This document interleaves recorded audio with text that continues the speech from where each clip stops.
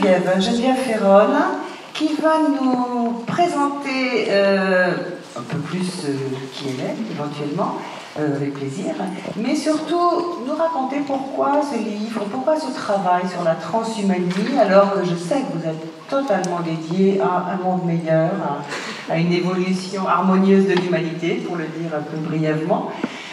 Pourquoi être allé explorer cette piste qui est un petit peu effrayante, ou en tout cas inquiétante, et éventuellement vous parlez aussi de votre livre 2030, un crash écologique, et puis après on va demander à Pierre de réagir. D'accord. Bon, alors je commence. Donc bonjour, bonsoir à toutes et à tous. Ça m'a beaucoup touché le chant parce que j'étais en Terre Navarro il y a 15 jours. Donc ça résonne. Alors, je ne vais pas vous raconter ma vie, mais simplement vous dire que ce sujet de la transhumanie, puisque on me demande de jouer, ce que je disais à mes compères de table ronde, on me demande de jouer le rôle du fantôme d'Halloween, donc je vais jouer le rôle du fantôme d'Halloween.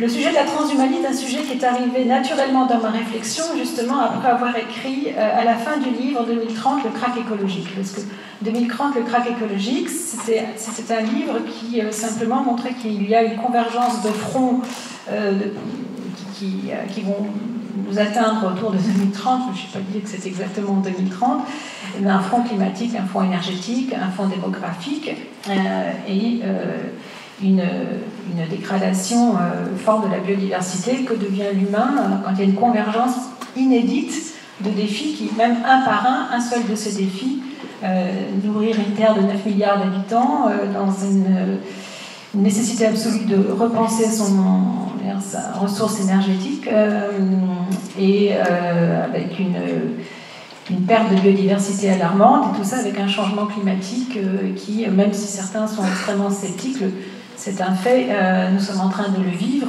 donc cela ajoute une contrainte extrêmement importante. Et donc je me disais, mais finalement, j'entendais chaque fois quand je parlais de ce sujet, j'entendais, alors 90% des personnes me disaient, mais la technologie va nous sauver. Et finalement, j'avais l'impression d'être coincée entre deux pensées magiques. Il y avait une pensée magique qui était la décroissance va nous sauver, au sens la décroissance pénitente. On va se faire mal, ça va être douloureux, mais c'est un sujet qui intellectuellement me séduisait aussi beaucoup, parce que finalement ça interpelle la société dans laquelle on vit. Alors je ne vais pas refaire un sujet de consommation, mais est-ce qu'on a besoin de temps toujours plus pour être heureux? Donc la décroissance, pourquoi pas, sauf que c'est un chemin intime.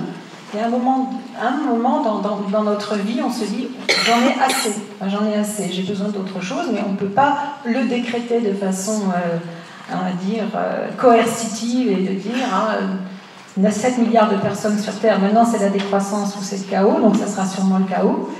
Donc cette pensée magique de la décroissance me paraissait pas très tenable, et la pensée magique de la technologie va nous sauver me paraissait elle aussi très dangereuse. Et entre les deux, j'essaie d'explorer une voie. Que nous reste-t-il? Alors, ce qui nous reste, en fait, si on s'affranchit finalement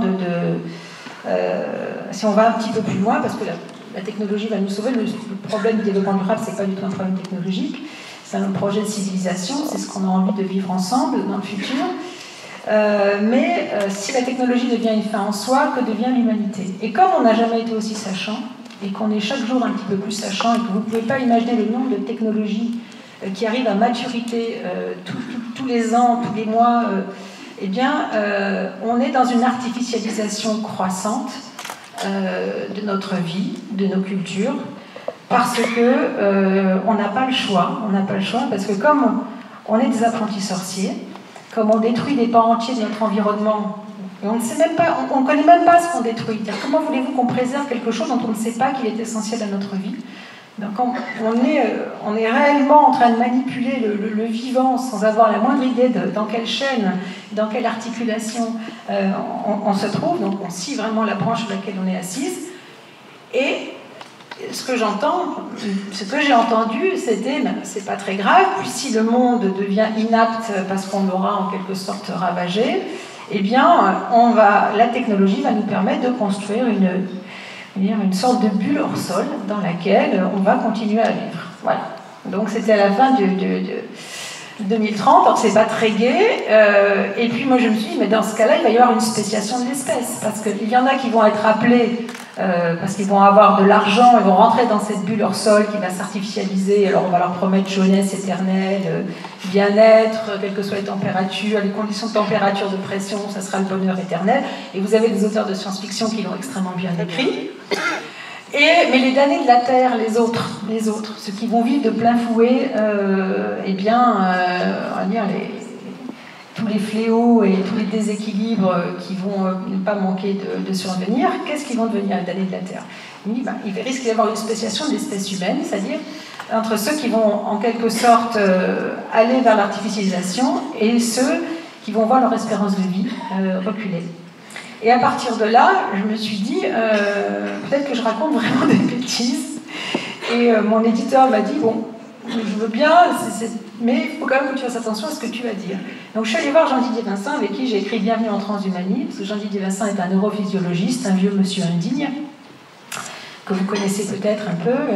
Et je lui ai posé la question d'une spéciation de l'espèce. Et il m'a dit, ben oui, évidemment, l'air de dire... c'est pas vraiment un scoop ce que tu me racontes, il y aura une spéciation de l'espèce parce que l'avancée de certaines technologies vont transformer le vivant à une telle allure que certains vont suivre et d'autres ne vont pas suivre, et on voit déjà des écarts extrêmement importants dans les pays, et ces écarts vont de plus en plus s'accentuer. Donc on a voulu lever le voile sur la transhumanie en disant, mais qu'est-ce que c'est finalement ce monde artificiel qui nous attend? Alors on l'a appelé transhumanie, c'est parce qu'il y a vraiment un mouvement des transhumains, et je terminerai par là. Il y a un mouvement des transhumains qui existe, avec des allumés, mais eux qui ne se sentent pas du tout allumés, hein. Allumés c'est toujours l'autre, hein, évidemment, et qui, eux, travaillent plutôt dans une vision d'immortalité, donc de recherche de bonheur. C'est-à-dire qu'ils vous disent, mais... on n'est pas voué à mourir à 80, 90 ans ou 100 ans, on peut repousser les limites de l'âge. Les technologies peuvent nous aider à repousser les limites de l'âge. Et on voit bien qu'on tangente ce mythe de l'immortalité, ou en tous les cas de la perfection. Par conséquent, grâce à des implants de toutes sortes, de l'aide de nanoparticules, de nanotechnologies, on va pouvoir améliorer et sans cesse repousser. Bon. Alors, il faut faire attention parce que repousser le handicap, c'est très bien, tout le monde a envie de repousser le handicap, tout le monde a envie de redonner de l'espérance à des personnes qui ne peuvent plus marcher, qui ne peuvent plus voir. Et là, dans ce cas, on voit bien que la médecine commence à avancer, à grande enjambée dans cette voie-là.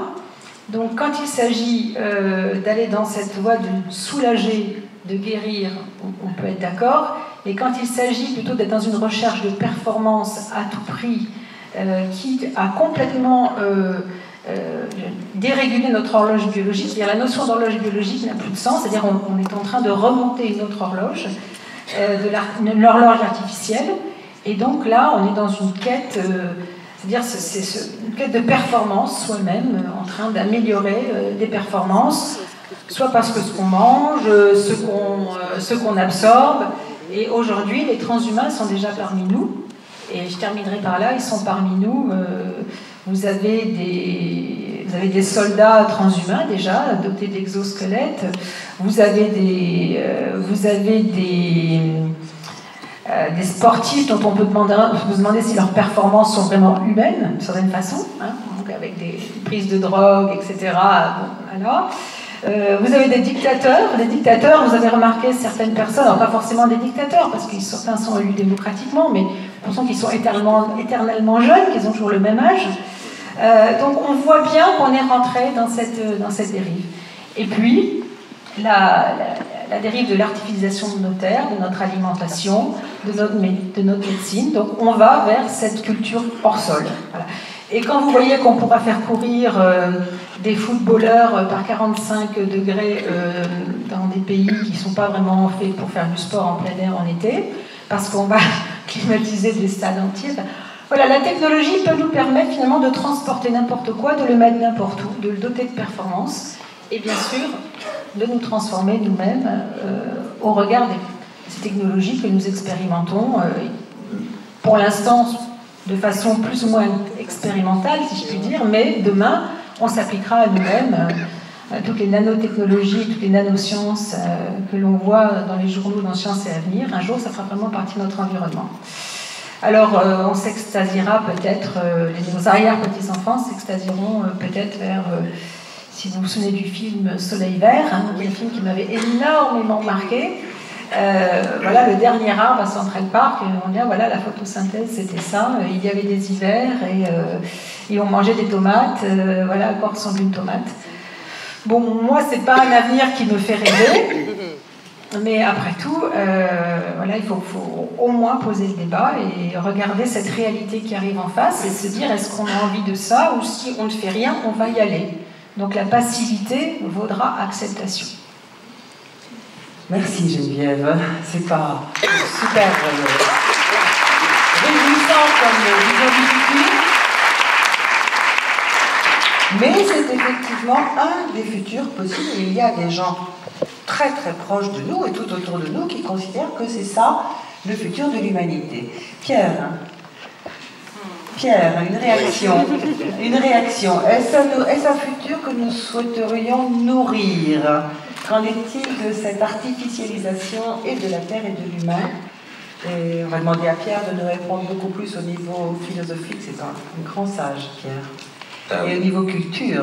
Merci Geneviève de cet exposé. Moi en fait, j'aurais pas grand-chose à dire, j'aurais qu'à souscrire si vous voulez, mais simplement ce qu'il faut comprendre, c'est que nous avons en fait complètement oublié que nous sommes des mammifères, que nous sommes issus des lois biologiques de la vie. Et d'ailleurs, il y a un grand malentendu, c'est que nous disons la nature et nous, alors qu'en fait, nous sommes une des expressions de la nature, qu'on le veuille ou non. Voilà, on n'est pas plus avancé, moi je ne suis pas plus avancé qu'un mouton, puisque je suis mammifère. C'est simplement le fait que on se pose beaucoup de questions sur l'avènement, si vous venez, de l'être humain en tant que tel. J'ai beaucoup lu Teilhard de Chardin et à un certain moment, Teilhard de Chardin dit que se pose la question finalement sur ce qu'on appelle le phénomène humain. Ce phénomène humain, si on prend, disons, une équation, enfin si on prend une mesure qui est 24 heures, on dit souvent que nous, en tant que phénomène humain, nous sommes depuis 2 à 3 minutes sur 24 heures dans ce phénomène de la vie. Ce qui fait qu'il y a un temps antérieur qui est tellement gigantesque qu'on a l'impression vraiment que nous arrivons comme une manifestation. Simplement, nous avons le défaut de dire que nous sommes la cerise sur le gâteau. Voilà. Et en partant de cette idée de la cerise sur le gâteau, ça nous a donné beaucoup de vanité. Et nous nous sommes dit, ben, finalement, c'est nous qui sommes là pour accomplir en quelque sorte la création. La création n'aurait pas de pensée, quoique moi je ne suis pas du tout sûr que des autres espèces n'aient aucune pensée, j'en sais rien. En tout cas c'est très difficile à vérifier. Mais en tout cas ce que nous savons, nous, c'est qu'en fait nous pouvons appréhender le monde avec disons une caractéristique qu'on appelle la conscience. On a conscience d'eux. Mais le drame, c'est que dans cette conscience, nous avons aussi la conscience de notre finitude, c'est-à-dire de la mort. Nous savons que nous allons mourir. Ça, je ne pense pas que ce soit un scoop. Tout le monde est inscrit. Il n'y a pas besoin de réserver sa place. Tout le monde est inscrit. Bon. Alors après, on essaye de prolonger la vie par des artifices, effectivement. On essaye de faire que ça dure encore plus, etc. Mais on est toujours dans cette posture du démiurge, c'est-à-dire le mythe prométhéen. Le mythe prométhéen qui en fait dit mais l'homme va trouver toutes les solutions, il n'y a pas à s'inquiéter, la science va trouver des solutions, elle nous permettra de prolonger la vie, voire d'abolir la mort, voire etc., etc., etc.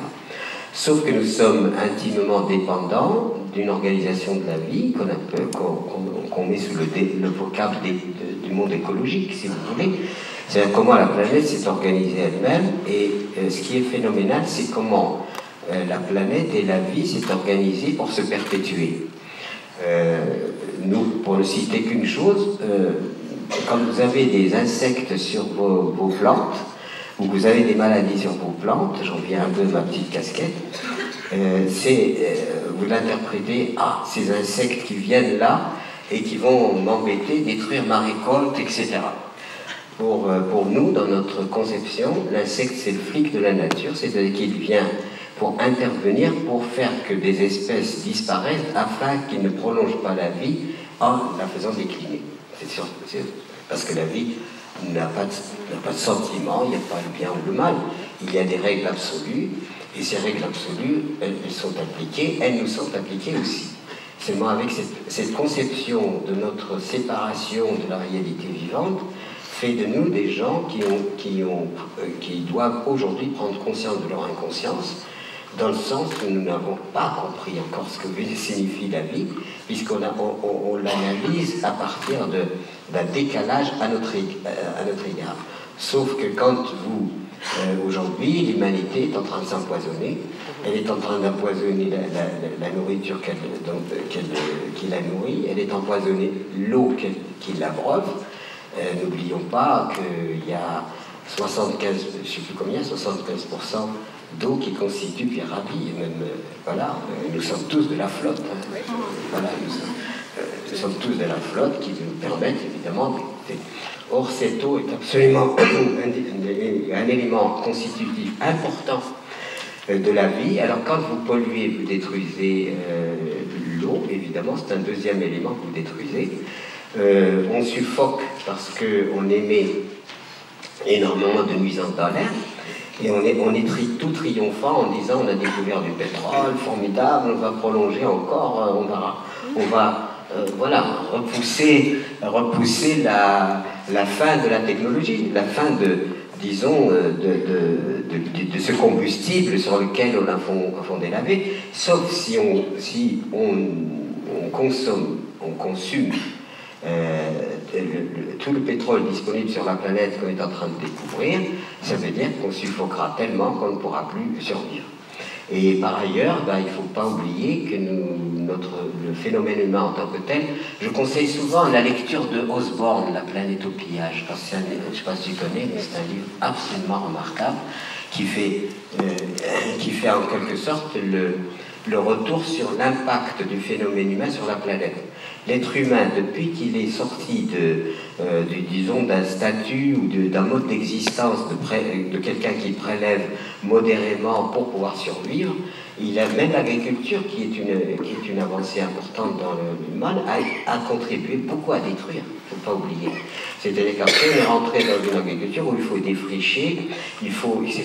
Et même les vestiges que nous admirons aujourd'hui, les pyramides, etc. Il faut savoir que l'être humain a détruit autour de tout cela et qu'il a détruit déjà son milieu. Et aujourd'hui, nous sommes dans une impasse dans le sens où les actes que nous commettons se retournent de plus en plus contre nous. L'idée de scier la branche sur laquelle on est assis n'est pas une métaphore, c'est une réalité. Et que cette réalité, soit alors nous sommes en chewing-gum ou je ne sais pas quoi, on échappera à un truc, mais nous sommes faits de chair, de sang, et donc par conséquent nous sommes absolument dans l'ordre biologique tel que la nature l'a mis en place. Alors arriver à cette espèce d'approche prométhéenne de science-fiction, etc., où l'homme va dépasser... En tout cas, moi je ne suis pas candidat, je préfère rester un être humain simple, je n'ai pas envie de devenir un robot, un transhumain, je ne m'inscris absolument pas pour être transhumain, je veux simplement rester humain, et je crois que comme un tien vaut mieux que deux, tu l'auras. Je sais que l'humain, c'est sûr, le transhumain, je ne sais pas ce que c'est, en tout cas je ne peux pas y rentrer, donc soyons raisonnables et intelligents, et mettons-nous bien en évidence que nous sommes la nature, nous sommes reliés au phénomène de la nature et que tout ce que nous faisons, nous infligeons à la nature, nous l'infligeons à nous-mêmes. Simplement avec une différence, c'est que quand on voit l'histoire de la planète, elle en a vu d'autres, elle a vu bien des situations compliquées.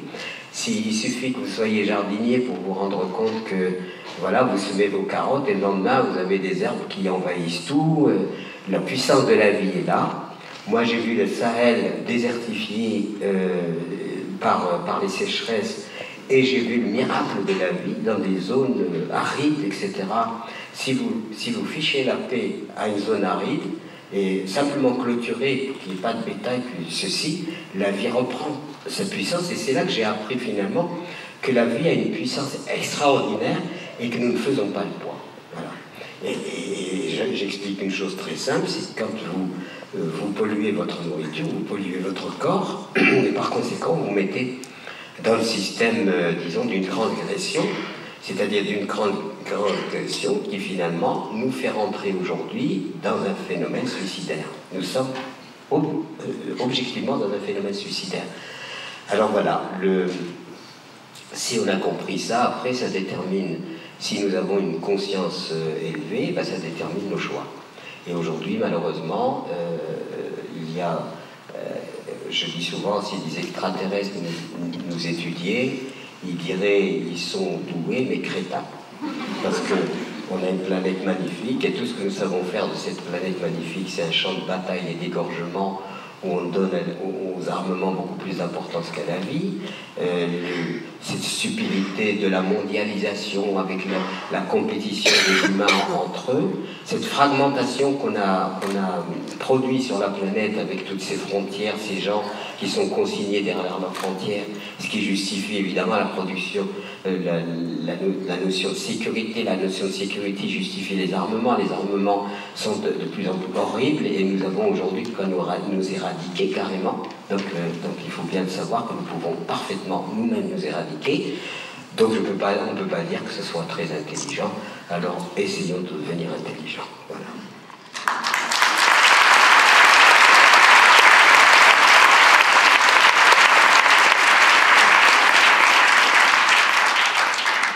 Merci Pierre. Ah, mais comme tu viens de dire, avons-nous la conscience, avons-nous le niveau de conscience? Je crois que c'est ça la question qui se pose. En fait, en écoutant Pierre, je pensais au livre de Michel Houellebecq, La possibilité du mille, que vous avez peut-être lu, où le héros, en quelque sorte, est parti pour l'éternité. Alors, l'éternité, c'est absolument effroyable, hein, il le décrit comme quelque chose, une errance dans un univers indifférencié. Et finalement, le héros, il est héros de rien, mais enfin, c'est pas très grave. Il se reproduit parce que sa carte, une sorte de carte magnétique, de carte mémoire qui se transmet donc dans un corps, dans une enveloppe artificielle. Et donc, c'est une conscience artificielle qui dure. C'est extrêmement désespérant et on le voit croiser une partie de l'humanité qui est retournée en barbarie. Donc même si vous êtes allergique à Michel Houellebecq, moi je vous conseille ce livre qui met bien en regard cette espèce de délire de durée. Et je dis simplement, attention, durée n'est pas créée. La création est un mot extrêmement important à tous les sens du terme. Mais dans Blade Runner, c'est-à-dire la nouvelle de Philippe Dick qui est magnifique, c'est quand même, ça me réconcilie parce que c'est le robot qui a une capacité par porosité d'absorber toutes les consciences du monde et qui sauve la vie. Harrison Ford n'a pas les mêmes, on ne cite pas les mêmes criards de Chardin, moi c'est Harrison Ford, mais le zéro de l'infini c'est sublime, mais on voit bien aussi qu'il y a ce besoin d'humanité, même dans les créatures qu'on va créer, eh bien, on va faire passer aussi notre conscience et notre humanité, donc tout n'est pas perdu. Voilà. Donc il y a une petite note d'espoir, mais elle est quand même faible. Et si on ne se décide pas vraiment à réfléchir à quel destin, quelle civilisation on a envie de créer ensemble, je crois moi beaucoup à l'avènement de ces technologies. Alors voilà, ça c'est un des futurs, et il y en a d'autres. Il y en a d'autres, on va redonner la parole à Pierre, mais avant, on va demander à Stéphane de nous présenter ce que lui a trouvé, remarqué comme émergence, en fait. C'est un phénomène qui se produit tout seul et apparemment naturellement, visiblement, et qui est un phénomène, ce qu'ils ont appelé tous les deux en écrivant leur livre, la co-révolution. Et ça, c'est une des qualités du vivant. Dans le vivant, il y a coopération. Tous les systèmes de compétition dans la biosphère, dans le vivant, sont des systèmes perdants. Perdants. Le seul système qui soit vraiment, vraiment sain dans la nature, et c'est celui qui prédomine, c'est la coopération. Stéphane, quelques minutes pour laisser le temps à Pierre de rebondir, et puis on pourra revenir sur toi après. Pas de souci. C'est Stéphane Rio. Oui, double challenge de parler après Pierre quand même, parce qu'il faut... voilà, tenter une chance de parler avant. Et c'est la deuxième fois aussi que je rencontre Geneviève dans ce cadre-là, et à chaque fois on me demande de faire un peu l'antithèse de ce que tu dis, d'être un peu celui qui apporte les bonnes nouvelles. Donc je vais essayer, en effet, je voudrais juste rebondir pour ceux qui ont regardé le film avec Pierre.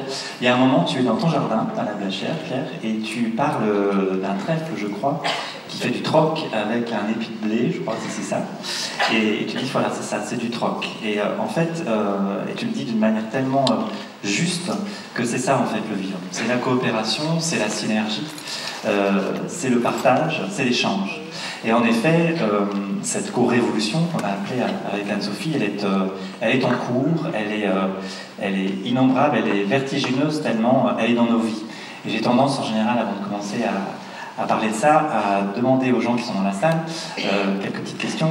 Qui, par exemple, et je vais vous demander de lever la main, qui parmi vous pratique le covoiturage, par exemple? Je vais vous demander de lever la main. Très bien.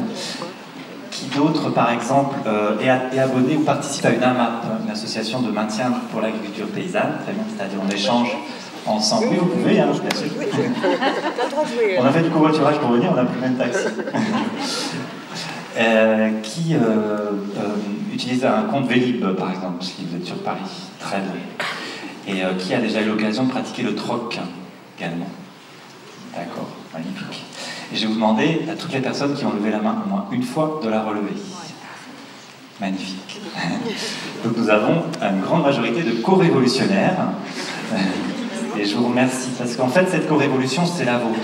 C'est-à-dire, ce qui se passe, c'est que, voilà, on a un terreau fertile à cette co-révolution à l'heure actuelle. On a tendance à...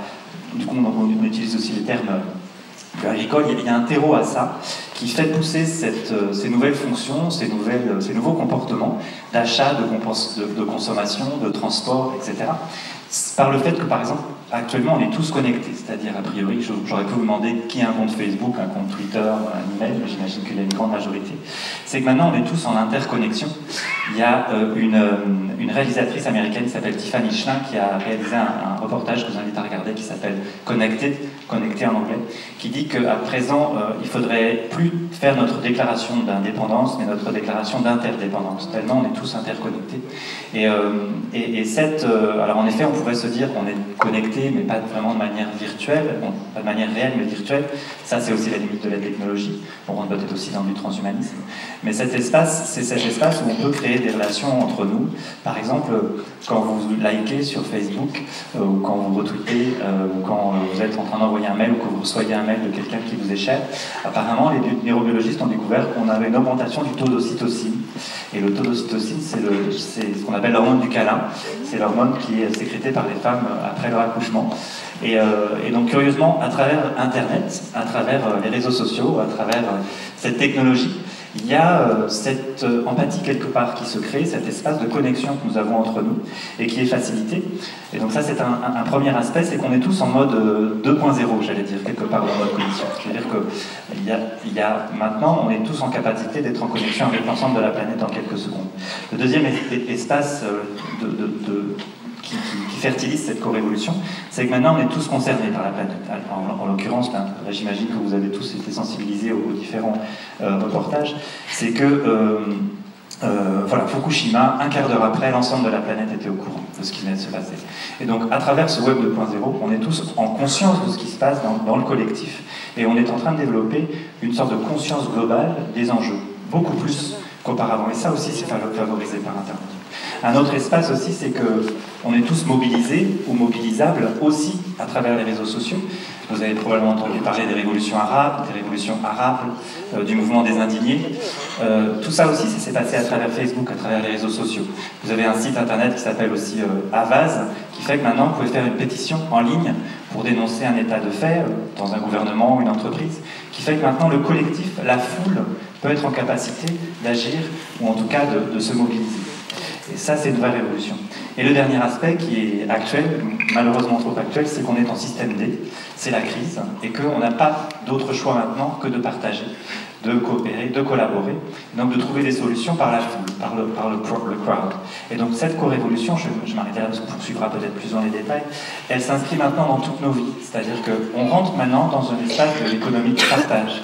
C'est-à-dire qu'auparavant, et les générations actuelles peut-être, on pourrait en parler dans le débat plus tard, c'est que maintenant, quelque part, il n'est plus véritablement utile, même sociologiquement, d'être propriétaire d'un objet, d'une voiture, de quelque chose, quel que ce soit, mais d'y avoir accès. Donc on entre dans l'ère de l'accès, dans l'âge de l'accès, et donc on est aussi dans un moment où on est en capacité de co-créer des choses, c'est-à-dire que vous avez des nouveaux modèles d'innovation participative qui font que vous allez avoir un collectif qui va ensemble créer voilà, des produits du futur, innover ensemble par cette intelligence collective, par cette intelligence partagée, et on va rentrer dans d'autres formes de collaboration, de co-création.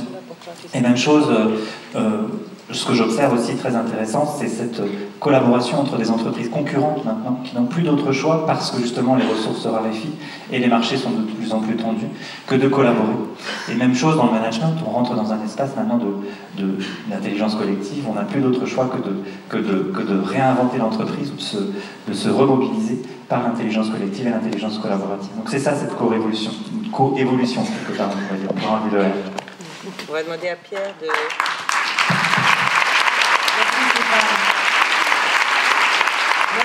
On va demander à Pierre de réagir, rebondir sur cette deuxième vision, deuxième tendance, deuxième futur possible, mais l'un n'empêche pas l'autre, les deux, et d'ailleurs les deux cohabitent.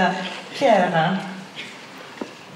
Évidemment, moi, je ne veux pas me fourvoyer dans un domaine que je ne connais absolument pas, dans lequel je suis complètement illettré et attardé, c'est celui de l'informatique et tout ça. J'ai des gens, mes enfants ou des collaboratrices ou collaborateurs qui le font pour moi parce que je suis totalement incapable de rentrer dans ce langage. Je le trouve fascinant, je trouve ça fascinant, mais à la fois, je suis dubitatif par rapport à qu'est-ce que ça prépare comme humanité. C'est-à-dire l'idée, qu'est-ce que c'est en train de préparer. Et ce que je constate, c'est que de plus en plus, on confond communication et relation. Est-ce que le monde de la communication ne va pas tellement dominer le tout, ce qui signifie symboliquement reste chez toi et moi chez moi, et on organise quelque chose qui est dans la virtualité, les rencontres virtuelles, les gens, et puis finalement, on n'a pas besoin de... Moi j'aime bien prendre une soupe, des frites avec des amis, et cette communication s'ajoute aux autres éléments qui fragilisent finalement notre système. Alors, tu parlais,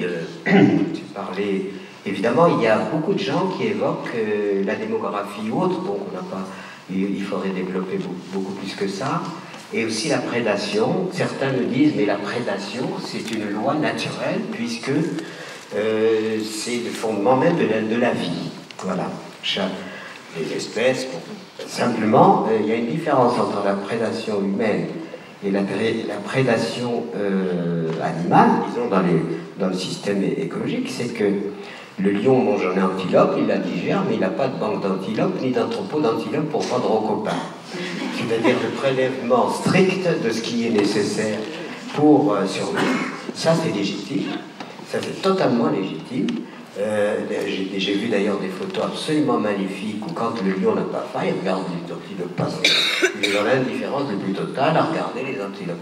Il n'y a que quand la nécessité faisant loi de sa propre survie, qu'il mange. Mais il n'est pas dans la prédation humaine. C'est absolument pas comparable. Et aujourd'hui, ce qui fait qu'il y a une partie de l'humanité qui est dans l'inanition, c'est-à-dire le manque de nourriture. Donc, c'est pas du tout parce que la nature manque des ressources, ça n'est pas vrai. Ce sont simplement l'organisation humaine qui est effectivement, où vous avez un cinquième de l'humanité qui consomme les 4/5 des ressources, et bien finalement, ça crée un certain nombre de déséquilibres. Et comment peut-on imaginer une société forte quand elle crée des outils dont elle dépend immédiatement? C'est-à-dire que ces outils deviennent indispensables. Certes, ils sont fascinants. Le téléphone, moi je suis fasciné, partout, téléphone, etc. Et je me dis, imaginons, plus de pétrole, plus d'électricité, plus de communication, quid de la civilisation? Quid de ça? Et c'est là où l'écologie prend toute sa valeur, c'est-à-dire que nous avons organisé un monde artificialisé, ce que tu évoquais tout à l'heure, c'est une telle artificialisation que finalement l'éloignement et disons l'attitude de la nature comme étrangère, c'est qu'on s'est éloigné de plus en plus des fondements de la continuité de la vie. Et je souhaite parfois une petite pénurie alimentaire quand même, pour qu'on se rende compte que le paysan a de la valeur. Voilà. Et que voilà, je souhaite une petite, pas trop grosse. Et à ce moment-là, quand on n'a plus rien dans son assiette, on se laisse, alors qu'est-ce qui se passe? Et on se rendra compte que de cette terre-mère à qui on doit notre nourriture, mais qui est en fait la moins connue, la plus réputée, et le paysan portant l'image de l'archaïsme, enfin, etc. Maintenant, le paysan, c'est un exploitant agricole, donc on a changé de registre, si vous voulez. Donc il y a nécessité aujourd'hui pour, si nous voulons vraiment rentrer dans une évolution intéressante, c'est comment finalement créer des outils, mais que ces outils soient en quelque sorte managés ou utilisés par une conscience élevée.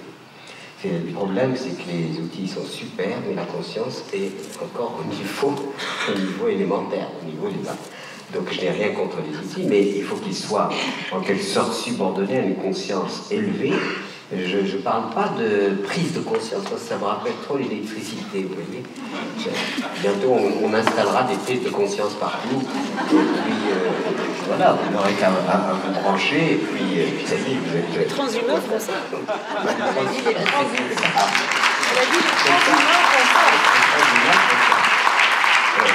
Non, l'élévation de la... Je parle d'élévation de la conscience, c'est-à-dire... Moi, ça me rappelle souvent l'élévation de la conscience, c'est-à-dire quand vous gravissez une montagne, évidemment vous soufflez, vous êtes... mais le paysage s'élargit, c'est-à-dire que l'intelligibilité du réel s'élargit. Et quand le réel, l'intelligibilité du réel s'élargit, ça veut dire que ça vous apporte les éléments nécessaires pour que vous puissiez avoir une vision juste sur les choses.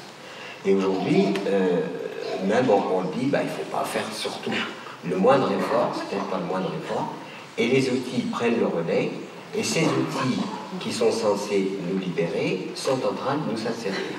Donc le problème du futur se repose aussi, alors on va avec les je sais pas comment tu dis, les transhumains, mais il n'empêche que cela, d'abord si ça doit se faire, ça prendra un certain délai, en admettant que nous puissions évidemment intervenir sur l'éradication de la mort, et j'en doute, en admettant qu'on puisse véritablement s'affranchir des lois universelles qui font que nous existons, et tout cela, c'est de la grande chimère. Il n'y a pas d'avenir, à mon avis, sur ces fantasmes. Donc aujourd'hui, ce qui est important pour moi, c'est que nous sommes sur une planète magnifique.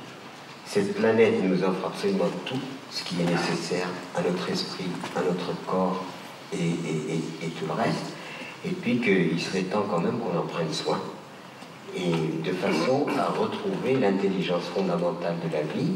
Et pourquoi je suis écologiste? C'est parce que l'écologie, effectivement, en dehors de toute artificialisation des systèmes, nous ramène au point fondamental qui est plus déterminant pour l'existence de chacune et de chacun de nous.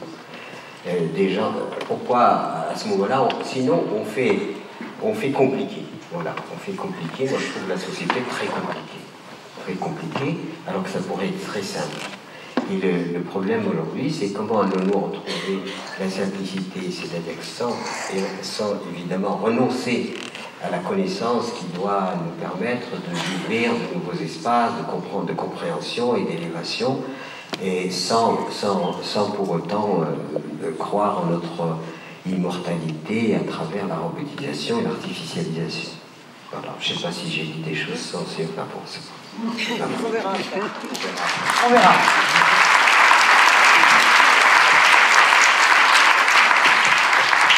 On va revenir de toute façon, même avant que tu ne partes sur cette notion de co-révolution qui est en train d'émerger, et à quel point la population à l'heure actuelle, et pas seulement à travers l'informatique, ça se passe aussi à travers l'informatique, mais il y a vraiment, regarde-les. Il y a un élan, un besoin, une envie et une mise en place de coopération, partage, changer, faire autrement, etc. Les deux cohabitent, hein, le transhumanisme là. Moi, je ne tiens pas spécialement à ce que ça cohabite. Hein, ouais. Oui. Non, mais il se trouve comment les deux. Oui, les deux cohabitent. Les deux cohabitent, et c'est ça qui est intéressant. Et tu as complètement raison, Pierre. C'est une question de conscience. Les outils sont à nos services, comme nos outils du jardin. Tu peux faire le choix d'utiliser une grelinette ou une charrue avec un tracteur devant. C'est une question de conscience, en effet. Et en effet, c'est la même chose avec Internet. Le remettre à notre service pour que ça recrée du lien social, ça recrée de la solidarité entre nous. Ça, c'est un juste usage de ces outils. Et typiquement, le troc, on se rend compte de ça, qu'il y a des sites internet de troc qui reviennent au goût du jour. C'est-à-dire le troc revient à nouveau au goût du jour parce qu'il y a des sites qui permettent de mettre des gens en relation. J'ai besoin d'un coup de main, tiens, quelqu'un dans mon quartier qui va être inscrit sur un site internet va pouvoir me donner un coup de main.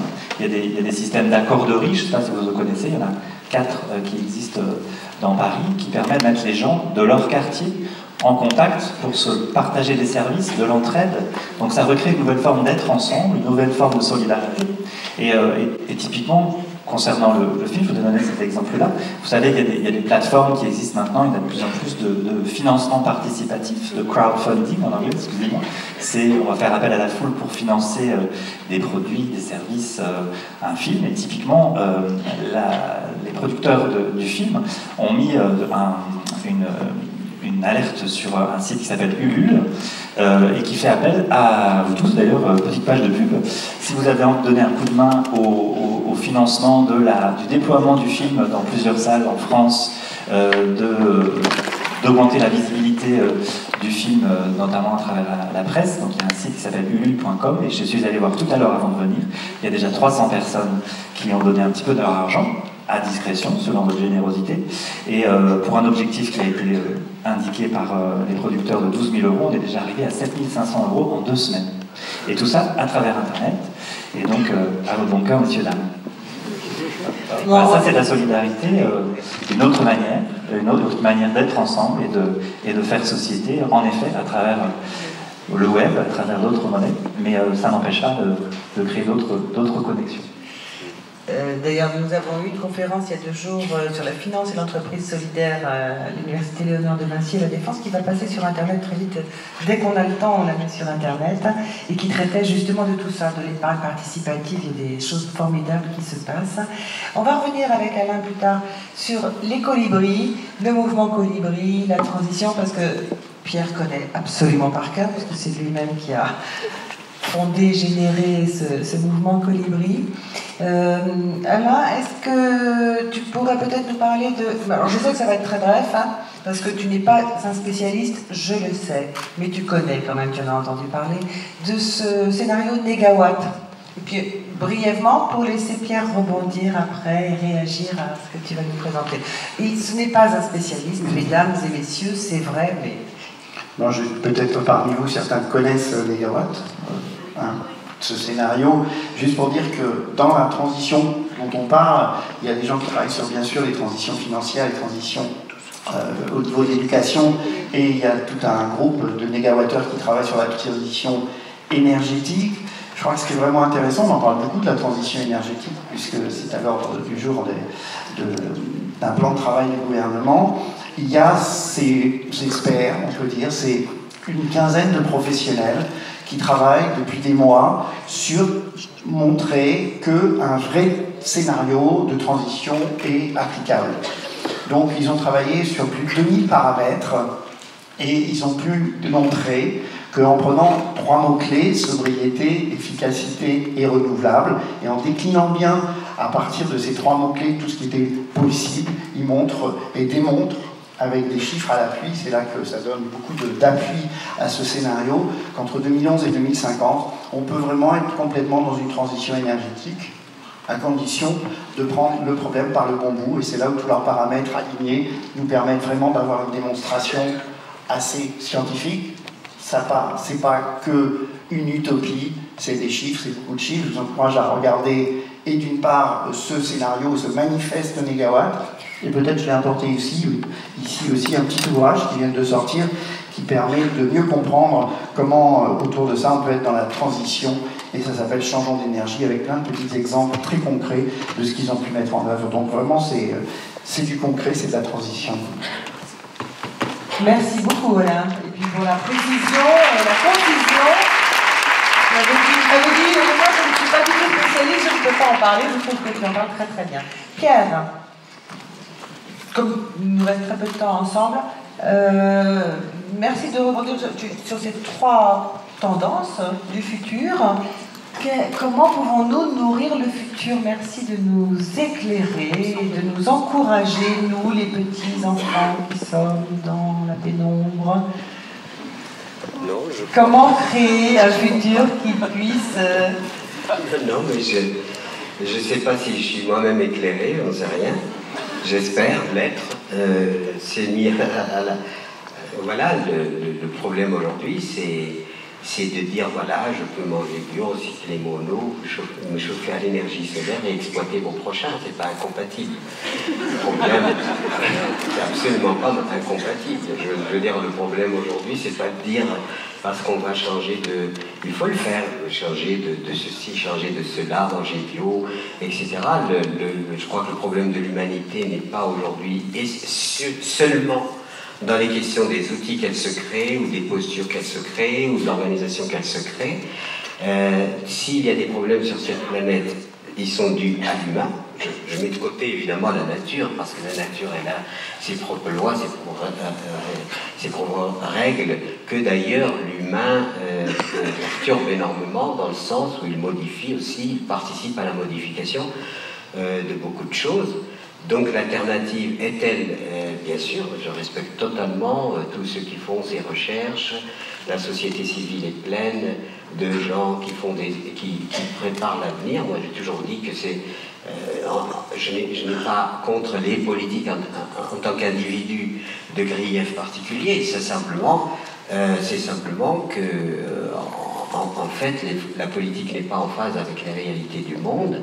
Et ce que fait la politique aujourd'hui, c'est qu'elle s'acharne à maintenir un modèle obsolète, un modèle qui est déjà obsolète. Je ne demande pas aux politiques d'avoir une baguette magique et de changer la société du jour au lendemain. Tout ce que je leur demande, c'est d'en mettre en perspective autre chose. Voilà, le mettre en perspective. Et aujourd'hui, dans la société civile, il y a des efforts considérables. Il y a une créativité considérable. Moi, vraiment, si je me maintiens dans l'action, si je ne désespère pas complètement, c'est parce que je me rends compte que des âmes, des consciences, des gens anonymes, parfois répartis partout, et qui sont déjà rentrés dans un nouvel imaginaire qui participerait fortement à disons, un changement de paradigme. Ce que j'entends par un changement de paradigme, c'est d'arrêter de donner au profit, à la finance, toutes les prérogatives, au détriment de l'humain et de la nature, parce que de toute façon, c'est la logique de l'humain et de la nature qui fera en sorte que l'être humain puisse survivre. Donc aujourd'hui, il y a changer le registre et avoir une vision différente. Cette vision différente, elle ne peut pas se forger d'abord pendant ma campagne électorale, j'avais parlé d'une déficience énorme de la collectivité humaine, c'est la subordination de la femme, du féminin représenté par la femme. Je m'honore d'être féminin aussi, et je suis très content d'avoir ma part féminine, c'est ce qu'on me dit, et je suis très très content, comme une femme peut avoir une part masculine, mais bon, ce brouillage qu'on a installé, dans lequel le féminin, le clivage féminin, masculin, subordination du féminin au profit du masculin est vraiment l'élément sur lequel il faut travailler sérieusement pour qu'on arrive véritablement à le rééquilibrage de ce qui constitue aujourd'hui ce grand phénomène qu'on appelle la vie. Voilà. Donc ça, c'est extrêmement important pour moi. Par ailleurs, il y a... je parlais des utopies. C'est vrai qu'il y a des utopistes, heureusement qu'il y a des utopistes, et que l'utopie, on la considère en fait comme une chimère. La plupart du temps, elle est interprétée comme une chimère, les gens réalistes. C'est les utopistes qui ont toujours fait avancer la société. Donc l'incarnation des utopies est aujourd'hui une chose extrêmement importante. L'autre élément concerne l'éducation des enfants. Comment peut-on changer une société quand on continue à éduquer les enfants sur la compétitivité, le meilleur, le moins bon, etc., avec cette sélectivité basée uniquement sur des critères de performance scolaire qui aboutissent finalement à faire un adulte angoissé et cette hiérarchisation tout à fait artificielle des êtres humains, non pas en fonction de leur qualité, mais en fonction de leurs compétences à servir le modèle. C'est ça qui établit tout l'ordre, et qui s'accompagne évidemment par une gratification d'un salaire plus élevé, moins élevé. Enfin, moi j'ai été au Ouest dans une entreprise, j'étais très content d'être au Ouest. Pourquoi? Parce que moi je n'avais personne à vexer. J'ai fait personne. On était la dernière strate sociale, donc nous, tout le monde pouvait nous vexer, mais nous on pouvait vexer personne, comme dirait Fernand Reynaud. Et donc la nécessité d'une éducation de coopération, la nécessité de faire comprendre, d'installer l'enfant dans le fait que tu n'es pas seul, l'autre n'est pas ton concurrent, l'autre c'est ton complément. Déjà tout petit, mettre en évidence la complémentarité absolue du féminin et du masculin, déjà chez les enfants, je pense que ce serait quand même plus intelligent que de sélectionner en fonction de considérer la scolarisation comme le lieu de la manufacture d'un humain adapté au système. On ne peut pas sortir de ça sans cela. Comment se fait-il que, par exemple, dans l'éducation, il n'y a pas des jardins, il n'y a pas des choses qui permettent à l'enfant de se reconnecter au phénomène de la vie, de s'émerveiller de ce phénomène de la vie? Comment se fait-il qu'aujourd'hui, il y a de moins en moins d'ateliers manuels où l'enfant pourrait apprendre à développer ses potentialités naturelles? Vous savez, les mains, c'est un miracle, c'est absolument extraordinaire. Et bien maintenant, on est amputé, on n'utilise plus. Et on est de plus en plus dans une enfance qui est de plus en plus virtualisée, c'est-à-dire déconnectée de la réalité pour être dans une sorte de grande virtualisation. Bien sûr, je reviens à mon cheval de bataille qui est celui on ne peut pas continuer à détruire la terre qui nous nourrit. Comment voulez-vous qu'il y ait une continuité de la vie si la terre qui nous nourrit n'est pas respectée, n'est pas entretenue vivante, de façon à ce qu'elle soit transmise aux générations futures vivantes? La liste est longue, si vous voulez, des réformes que l'on pourrait faire dès le départ. Je ne demande pas aux politiques d'avoir une baguette magique et de changer la société du jour au lendemain. Ce que je demande aux politiques, c'est de comprendre que maintenant la société civile a d'autres aspirations, que ces aspirations sont de plus en plus en train de grandir, et heureusement, c'est ce qui nous permet. Alain s'occupe d'animation de colibris. Et qu'est-ce que produit Colibri aujourd'hui? Des gens qui se rassemblent, qui au lieu d'être indifférents les uns aux autres, finalement, on constate que dans un certain territoire, eh bien, il y a des âmes, des consciences qui ont envie de dialoguer, qui ont envie de co-créer, qui ont envie de faire. Ce qui nous ramène aux oasis en tout lieu, c'est-à-dire comment recréer des oasis de vie dans lesquelles il y a un vivre ensemble solidaire et non pas, compte tenu que le salariat en tant que tel est en train de disparaître. C'est ce qu'on voit aujourd'hui dans les processus de la société d'aujourd'hui, c'est que en fait il y a de plus en plus d'abolition du salariat, et la question est de savoir quand il n'y aura plus de salariat, quand il n'y aura plus d'interventionnisme social organisé, c'est-à-dire structuré, quid du futur?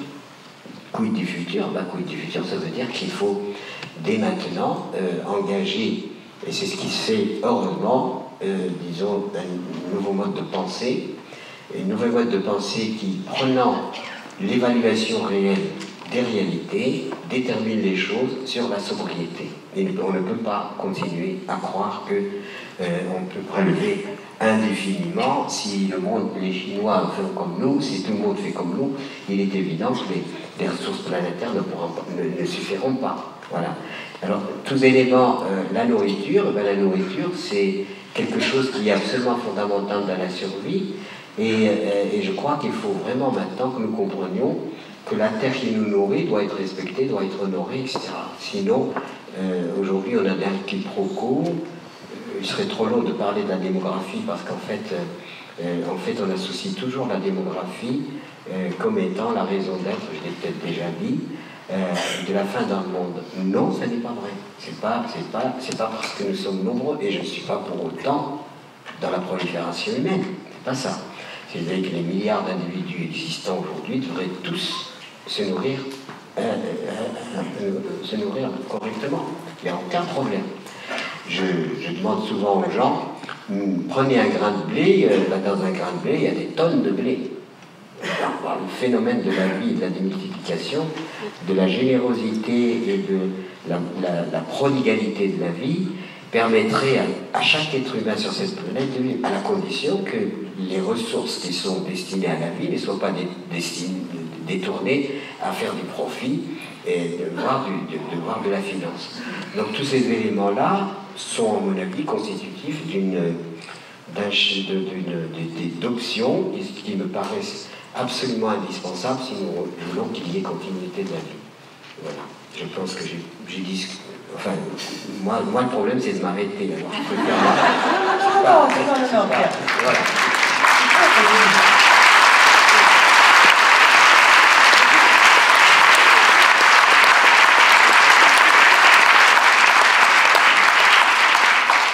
De toute façon, je crois que oui. Tu vas devoir nous quitter dans 3-4 minutes, donc je te laisse la parole. Ah bon, je suis tombée juste...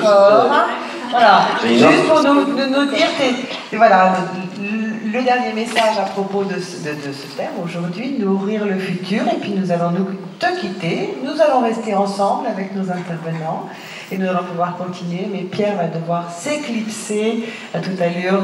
Il y a un train, il y a une urgence, excusez-nous, mais c'était merveilleux de t'avoir. Alors Pierre... Je suis sûr qu'on ne va pas greffer une montre pendant que je dormais pour anticiper sur l'homme que tu proposes. Là. Oui. Ben, écoutez... Confiance, hein. Oui. Confiance, Pierre. Je t'ai entendu souvent être inquiet, vraiment, et quelquefois alarmé. On est tous un peu endoloris. Vous savez, quand on est soucieux de la vie, on est forcément endolori de voir qu'on ne respecte pas la vie. C'est comme ça. Ni les êtres humains le respectent entre eux, ni les humains contre la nature. On est dans une espèce de violence généralisée. Et évidemment, quand on voit, il n'y a qu'à regarder ce qu'on appelle les actualités, les événements de la planète pour voir que les hommes continuent à s'étriper, continuent à être méchants les uns à l'égard des autres. Le bilan que l'on fait évidemment sur l'impact de l'humain ou sur les malfaisances de l'humain contre la nature, eh bien, sont aussi d'une très grande évidence. Il n'y a pas besoin de le faire. Et le grand problème, c'est de savoir est-ce qu'on peut finalement retrouver une vision qui en fait réactive cette énergie absolument indispensable et absolument constructive et la meilleure énergie qui soit. Alors je vais être peut-être un peu ringard, mais c'est l'amour. Voilà. Oui.